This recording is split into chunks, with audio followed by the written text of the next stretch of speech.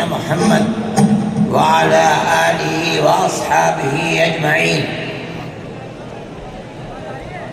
محترم حضرات، جمعیت علماء کے ورکرز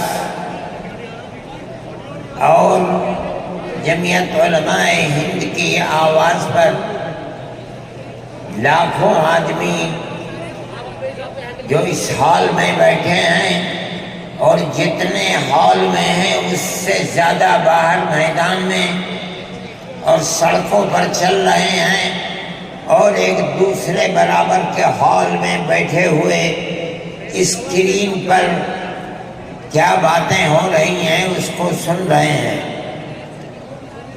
جمعیت علماء کا یہ اجلاس مختلف ان مسائل کے سلسلے میں ہوا ہے جو براہ راست مسلمان اور اسلام پر چوٹ دے رہے ہیں اور ملک کا موجودہ فرقہ پرست ذہنیت برابر جو کچھ کر سکتا ہے وہ ذہنیت کر رہی ہے.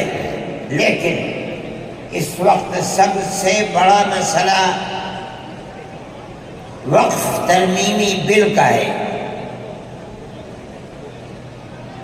میرا یہ جی چاہتا تھا کہ اس سلسلے میں حکومت جن بیساکھیوں پر چل رہی ہے،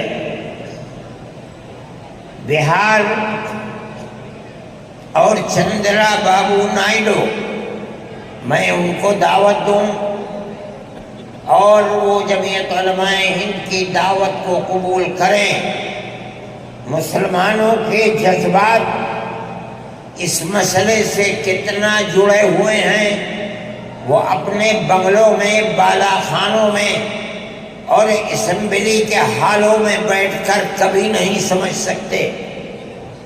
اگر وہ عبرت اور نصیحت لے سکتے ہیں تو آج مسلمانوں کا یہ جم غفیر انہیں بتا سکتا ہے کہ وقف ترمیمی بل اور جو حالات ملک میں پیش آ رہے ہیں، مسلمان کا دل و دماغ کیا سوچ رہا ہے اور کس طرح ان حالات کو اپنی آنکھوں سے دیکھ رہا ہے. مگر یہ بات نہیں ہو سکی. پھر بھی میں نائیڈو جی کا شکریہ ادا کرتا ہوں، اور اس لیے کہ بی جے پی حکومت اصل یہ ہے کہ ملک میں ملک کے بسنے والوں نے ہرا دیا اس کو. ان حالات کو ملک نے قبول نہیں کیا، لیکن اپنے دو اتحادیوں کی بیساکھی کے اوپر بی جے پی گورنمنٹ بیٹھی ہے. ان میں بڑی مضبوط بیساکھی چندرا بابو کی ہے اور ایک بہار کے اندر ہے. میں نے دعوت نامہ بھیجا، لیکن انہوں نے معذرت کر دی، لیکن اپنی پارٹی کے نائب صدر نواب جان صاحب کو بھیجا یہاں. میں اسے بھی بہت بہترین نظر سے دیکھتا ہوں. میں یہ سمجھتا ہوں کہ مسلمانوں کے جذبات جو ادھر سے لے کر ادھر تک، یہ جم غفیر اپنے دل کی آواز گویا کہ دل کو نکال کر دکھلا رہا ہے.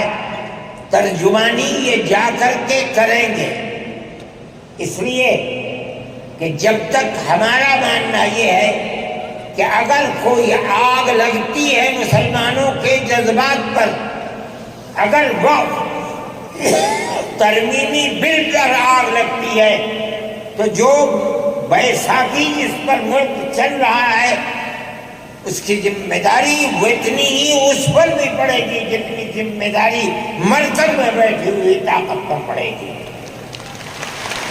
یہ بیٹھے ہوئے ہیں، میں ان کی تشریف آوری پر شکریہ ادا کرتا ہوں، اور میں سمجھتا ہوں کہ مسلمان کے یہ جذبات وہاں تک پہنچیں گے. اور جمعیت علماء نے یہ وہاں کی جمعیت کے ذمہ دار بیٹھے ہوئے ہیں. ہم نے طے کیا ہے کہ ہم اس مہینے کے آخر میں یا دسمبر کے شروع میں، کیا تاریخ ہے، 1 دسمبر یا 15 دسمبر کو ہم وہاں بھی جمعیت علماء کی طرف سے کڑپا میں جو چندرا بابو نائیڈو کا وطن ہے، ہم وہاں انشاءاللہ 5 لاکھ مسلمانوں کو جمع کریں گے اور اپنے دل کے احساس کو ان کے سامنے رکھیں گے. ہم کس طرح اس مسئلے کے اندر ملک کی موجودہ مرکزی حکومت کو ذمہ دار سمجھتے ہیں. اگر خدا نہ خواستہ یہ قانون پاس ہوا تو وہ بیساکھی جن کے اوپر یہ بیٹھ کر حکومت کر رہے ہیں وہ بھی اس ذمہ داری سے سبکدوش نہیں ہو سکتے. میں اپنے ان جذبات کے ساتھ نواب جان صاحب کا خیر مقدم کرتا ہوں. یہ نائیڈو جی کے نائب ہی سمجھیے، ان کی پارٹی کے نائب ہیں، اور مولانا خالد صاحب مسلم پرسنل لا بورڈ کے صدر ہیں. مولانا کا تعلق بھی تشریف رکھتے ہیں. ان تمام مسائل سے ہے جو مذہبی مسائل ہیں اور مسلمانوں کے خلاف اٹھائے جاتے ہیں. حضرت مولانا کی تقریر بھی آپ اس موضوع پر سنیں گے، اور سب سے بہترین مسلمانوں کی طرف سے اس بل کے خلاف جو چیئرمین کے سامنے اور مجلس کے سامنے اس مدعا کو رکھنے والے ہیں وہ ہمارے ورکنگ کمیٹی کے ممبر اور سپریم کورٹ کے وکیل ہیں، وہ بھی آپ کے سامنے آئیں گے. اور میں ان سے یہ کہوں گا کہ وہ اس بل کے اندر کیا کیا وہ زہر پڑا ہوا ہے جو مستقبل کے اندر مسلمان کو نقصان پہنچائے گا. ایوبی صاحب، فضیل ایوبی صاحب، میں ان سے بھی کہوں گا کہ وہ آدھے گھنٹے کے اندر اپنی بات کو تمام لوگوں کے سامنے پیش کریں تاکہ یہ سمجھا جا سکے کہ اس بل کے اندر کیا زہر ملا ہوا ہے. اور حضرت مولانا بھی اس سلسلے میں بولیں گے. میں ایوب جان صاحب سے بھی کہوں گا کہ وہ بھی کچھ وقت نکالیں اور پروگرام کے اندر اپنے جذبات کو پیش کریں. چلیے انشاءاللہ یہ سارے